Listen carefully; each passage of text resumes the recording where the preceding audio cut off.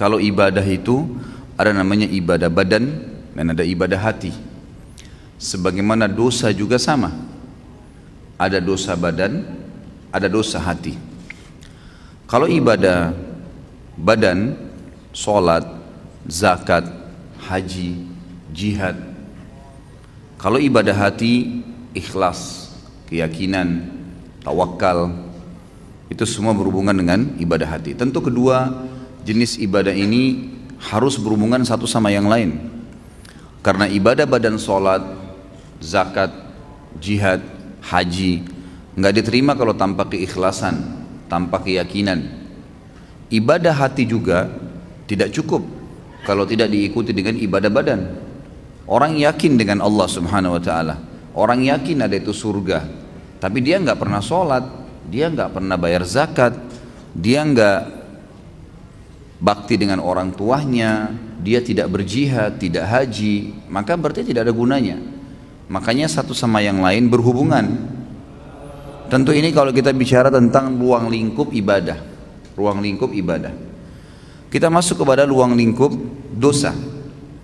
Ada dosa badan, apapun yang kita lakukan dengan badan kita, seperti misalnya seseorang berzina, mencuri, berdusta, memukul. Ini semua dosa-dosa yang badan, dan contohnya banyak sekali. Ada dosa hati. Dosa hati itu riya, iri dan dengki, hasud. Itu dosa hati. Hatinya diisi dengan masalah-masalah, dan kalau dalam masalah dosa, maka di sini ulama mengatakan beda dengan ibadah. Kalau dosa bisa saja yang di dalam hati menjadi pemicu terjadinya yang di luar badan, tetapi tidak terjadi pada dosa badan yang tidak diikuti dengan hatinya. Sekali lagi, jadi kalau dosa itu dari dalam hati seperti iri, dengki dan seterusnya, riya, ya, lawan ikhlas tadi, kemudian gerutuh, ya, selalu merasa tidak cukup, tidak bersyukur, semua itu bisa menjadi penyebab datangnya dosa badan, sehingga orang itu akhirnya mencuri, memukul, menzalimi, seterusnya. Tetapi dosa badan itu tidak berhubungan dengan hatinya, bisa tidak berhubungan dengan hati. Sebab kalau hati tidak dirusak dengan dosa yang merupakan penyakit hati ini, badan seseorang tidak akan melakukan dosa. Beda dengan ibadah tadi.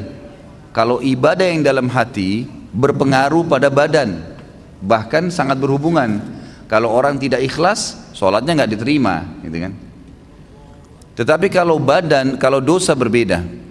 Jadi dipastikan kalau hatinya seseorang itu tidak diisi dengan penyakit-penyakit hati, dosa-dosa hati, badannya tidak akan pernah melakukan dosa badan. Kalaupun dia melakukan, maka dia akan melakukannya karena kejahilan atau justru karena paksaan saja. Ini pekah membedakan masalah itu, gitu kan? Ada juga dosa memang yang terpicu karena keduanya. Memang karena hatinya busuk, hatinya memiliki banyak penyakit, maka diaplikasikan dalam anggota tubuhnya. Ada orang seperti itu. Ini kurang lebih dalam pembukaan kita tentang masalah pembedaan antara atau pembagian dosa sebagaimana ada pembagian ibadah.